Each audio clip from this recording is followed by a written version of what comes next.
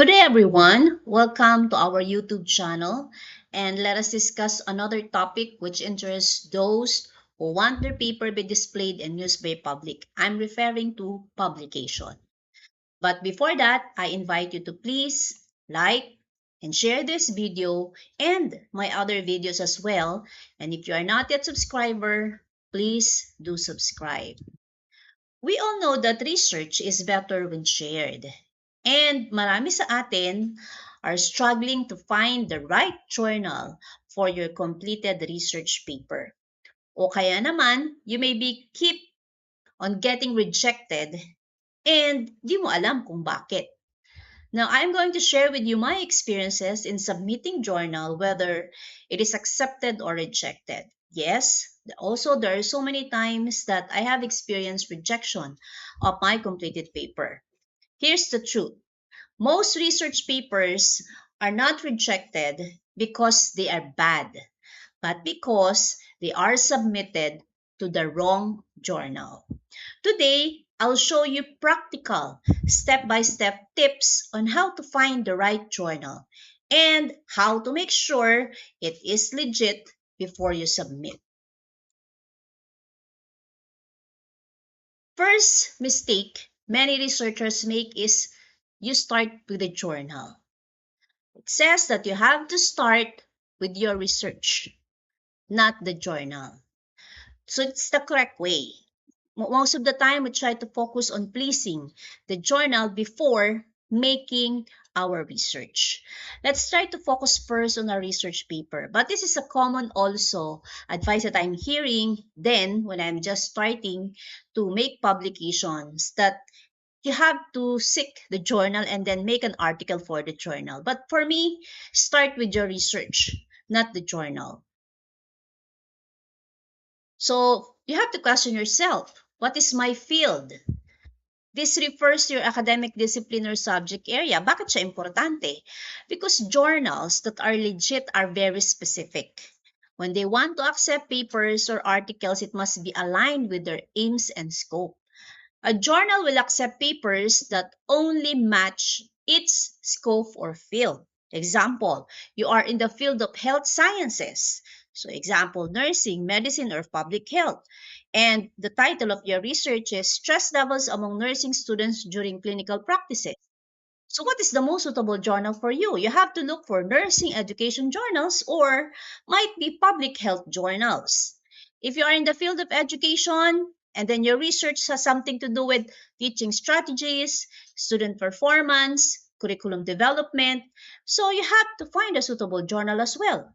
You can find a Journal of Educational Research or Asian Education Journals. But mind you, not all of these are accepting your paper even if you're in the field of education, because sometimes on their aims and scope, they're only catering, example, high school, junior high school, or college or universities.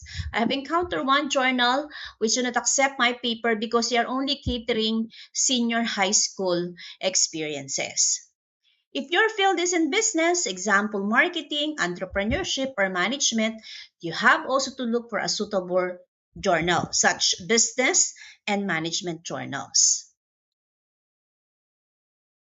If your field is wrong, even a good paper gets rejected immediately, I'm telling you. That is already the end without being reviewed. If initially or the initial consideration stage they have seen that your paper does not fit their journal, they will immediately reject it. Is it a quantitative, a qualitative research, or a mixed methods research? You have also to look on that, because there are journals who are only focused on publishing quantitative research. There are also journals who are only publishing qualitative research. There are also journals who are only publishing mixed methods research. Now, but we can also find a journal who accepts quanti, quali, and quanti. But most of the time, there is a specialized journal for qualitative research. So you have to assess what design have you used. You can also use that as reference kung paano tayo maghahanap ng suitable journal para dun sa ating paper. If you mismatch this, journals may reject it, and even if your topic is good. So you have to look for another journal if you have been rejected initially. Because as of my experience, there is an initial consideration, there is plagiarism check, and then there is the format check, and then there is a desk review. So if the editor would not like to have your journal because it's not inside their scope, they will immediately reject it. But don't be sad. No? So there are so many thousands of journals which you can find in Scopus of Web of Science if you want your journal to be indexed there. But for graduate students who are now obliged to publish their paper, I don't think that Scopus and Web of Science indexes is a requirement as long as it is refereed. No, but in my discussion, commonly what I would like to encourage is to publish in a Scopus and Web of Science journal. But for those who are having difficulty finding a perfect journal for their research article, especially if you are a graduate student, I don't think that the schools are very strict with indexing in Scopus and Web of Science. Who will benefit from my research? So this identifies your target audience or impact group. Bakit siya mahalaga? Journals publish based on who the research is useful for because they have their specific audience. Example, on education study, who are the beneficiaries? Who will use your published research? Who will read it? Who will benefit from it? Of course, the teachers, students, school administrators. So specifically, as I have mentioned, you have to look for a suitable journals. So if it is in the field of education, do not publish your journal in business management journal unless otherwise there is a scope in the business management journals which talk about education in the field of business. So that might suit your research article. But if it is pure business such as managing human resources in a private institution, you cannot have your articles published there. So if you are in the field of health study, who will be the beneficiaries of your article?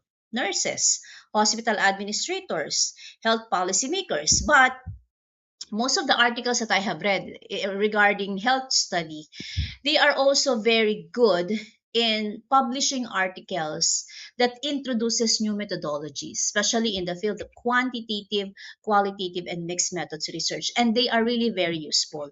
It all dwells or starts from the health study, specifically the new or the recent methodologies. Number two that you have to consider is check if the journal is legit, whether it is a Scopus or Web of Science index. But as I have mentioned kanina, for most graduate students who wants their paper to be published, this form is not really very strict. But if you really want a paper, especially for new faculty members who do not know this, whether you are working in a private or a state university institution, we have to check if the journal is legit. And sometimes, although we check the journal is legit, but after our paper have been published or papers have been published, there might have a problem about the indexing of the journal. So we have to look also onto that. So this is one of the most important steps before submitting our paper. A journal is considered high quality and legitimate if it is indexed in Scopus or Web of Science. However, if you are a faculty member or a researcher and if you are looking for these indexing journals, it will not be easy to publish if it is true and it is not a predatory journal. How to check in Scopus? Okay, paano natin malalaman if it is Scopus Index or Web of Science Index? So the first thing you have to do is go to the Scopus source list. You can type using Google, no, Scopus source list, and then this will be displayed. So ito yung makikita natin. No, you can type the title of the article. You can also type the journal. Okay, and then you can have the author search or the sources. So you have to fill that information, and then after that, what will be displayed is this one. So type natin yung journal name in the search bar and then check if it appears in the list. So as you can see, yung yellow shaded part, I have typed journal problems and perspectives in management, and it appears that it is indexed in Scopus. However, you have to open that also, and that you will see if the journal is active or not. If the journal is active or discontinued, it does not mean that it's totally away or erased from the names of the Scopus index. Maybe there are instances that it is discontinued because it is under review. So it's not yet final. Unless otherwise it will be removed from the Scopus Index journal, then that's the problem. But in this case, problems and perspectives in management, if you're going to open and click that, this is a quartile 2 journal. And its scope is more on social sciences in the field of management. How to check in Web of Science. So this is another indexing platform. So you can search for Web of Science Master Journalist, and then you will see this one. And then on the search journals, you have to type the name of the journal. And then if you're going to see that name of the journal, it will be reflected here. So I have typed Discover Sustainability, and it appears that Discover Sustainability is within the indexing status of the Web of Science journal. If a journal is not in Scopus or Web of Science, you must double check before submitting it if that is your goal, that you want your paper to be indexed in Scopus and Web of Science. But if you have found a journal, a legitimate journal that is indexed here, especially in Scopus, on author search, your name will be reflected there. If you're going to type your name in Scopus website, it will appear, and also the title of your research paper. If it is not, then although the journal is inside in Scopus, and if you type your name and the article is not indexed, it will not be reflected. Number 3 that you have to consider is use trusted databases. So if you're going to find a journal which will fit your research paper, I would like to suggest that you may look into Google Scholar, Scopus Web of Science, or Directory of Open Access Journal, or DOAJ, because sometimes these are the barometers or the websites that are being used to see whether the article is legit or not. But I am not saying, disclaimer, that all those papers that are in Google Scholar are legit. No, you can index all of your research paper in Google Scholar, but it's not automatic that it is Scopus or Web of Science index. So hindi po yan automatic. But you can find your paper in Google Scholar because there are publication in the Philippines as well. There are journals are working for a Scopus index, but after now or until now or concurrently, they are not yet indexed, but they are working on it. But they are already in Google Scholar. Number 4, match your paper to journal scope. If you're going to look into the website of the journal, you will see there the home, the about, the abstracting and indexing of the journal, and then the contact number. It has also reflected the APC or the article processing charge if there is. No, makikita natin yan dyan if the journal is legit. If it is not, sometimes they hide it. No, but there are also journals, especially quartile 1, which are really expensive in terms of APC, pero meron silang mga waiver na tinatawag. If you belong to a country such as Philippines, Thailand, or any Asian countries, meron silang binibigay na discounts. But pagka ang mga countries mo like European countries, it's full APC. Now, again, if you're going to match your paper to your journal, what you have to look into the website, more specifically, number 1, is the aims and scope. So this is an example that I got, and this is from Problems and Perspective. So you have there the website. This is Access January 26, 2026. It's all about the aims and scope of the journal. Now, if you're going to read that, and then you're going to assess your article, you can say, wow, my article fits here. And then later on, I'm going to give you also other ideas when you will know if what is the percentage of being accepted in this journal by looking into the articles that are published there. So, makikita natin yan mamaya. If you're going to read that, you will know, no, if your paper suits the journal. Now, if it is not, look for another journal. Number 5, avoid predatory journals. So more specifically, ito'y binabantayan natin kapag tayo magbabayad ng APC. or article processing charge. Kasi kung iti-charge tayo ng malaki, tapos predatory naman siya, so masasayang yung paper natin kasi once it was already published, you cannot publish it elsewhere because it's already indexed, especially in Google Scholar. It will be hit through plagiarism kapag nakita na pareho yung papel. Okay, so it will be a problem. Warning signs. Pag ang ating paper ay na-accept within 24 to 72 hours, it's a red flag. No? Wala kasing legit na journal na nakakapag-review within 24 to 72 hours. Minimum is 3 months. 3 to 6 months, you can get your paper published. But if it is accepted within 24 or 72 hours, it's hard to believe that it's legit. Second, guaranteed publication, that when you submitted their paper or your paper, or before you submit your paper, they are telling you that it is a guaranteed publication. There is no such guaranteed publication because your paper, your article will have to go through different process before it become published. No clear peer review. You have to look into who are their editors, who are the people you can contact when you have questions, and from what country are their editors. You try also to look into the background of the editors because they are there in the website. If they cannot show who are the people behind the journal, then you have to ask yourself. Spam email invitations. I have received so many of this in my email.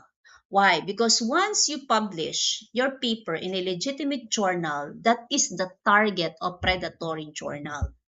Nakita nila na nakapag-publish ka in a legit journal, what they will do is to send you so many emails and then mapupunta yun sa spam.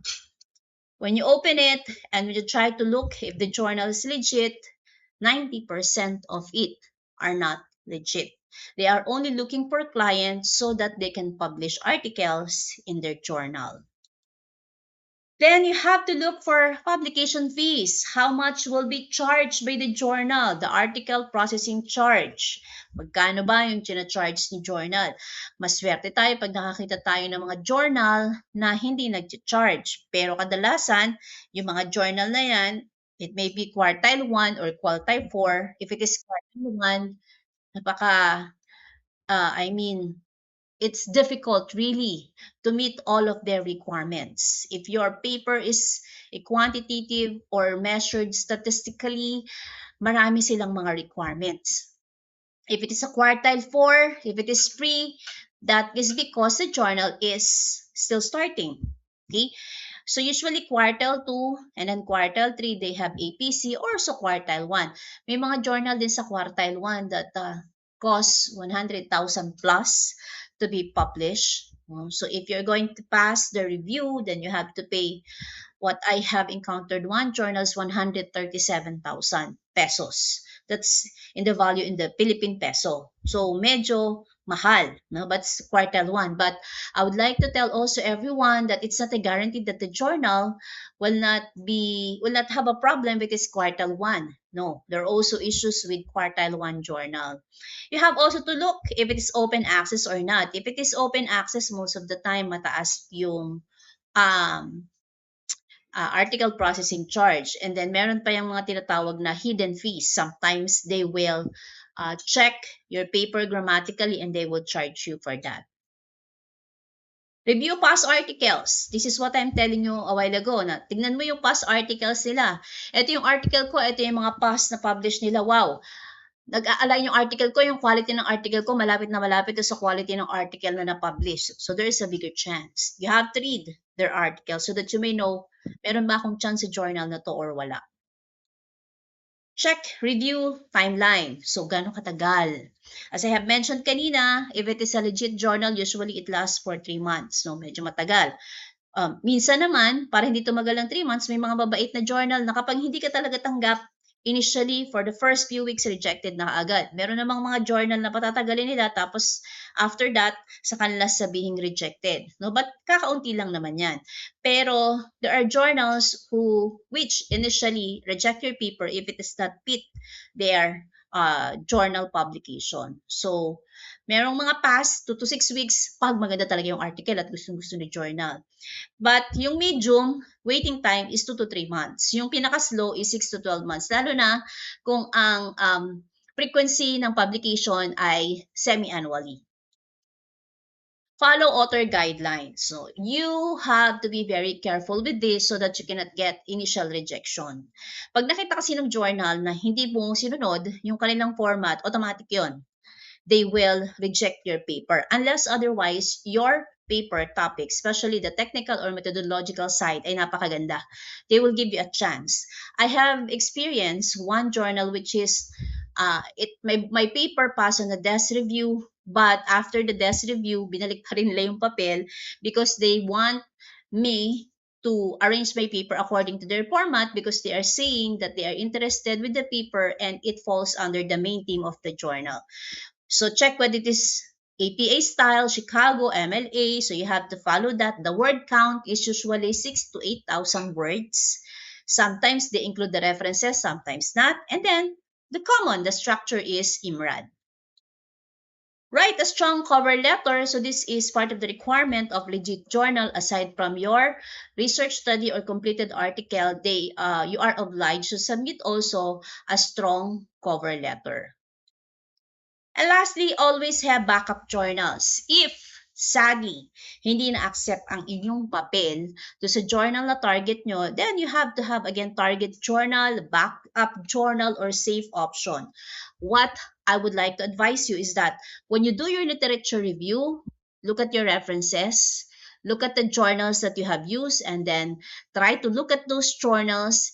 Most specifically, kung kasama yan sa literature review ninyo, ay mag-fit yung journal nyo kasi nga related yung mga articles na nakita nyo. Okay, so those are my tips in looking for a perfect journal for your research paper.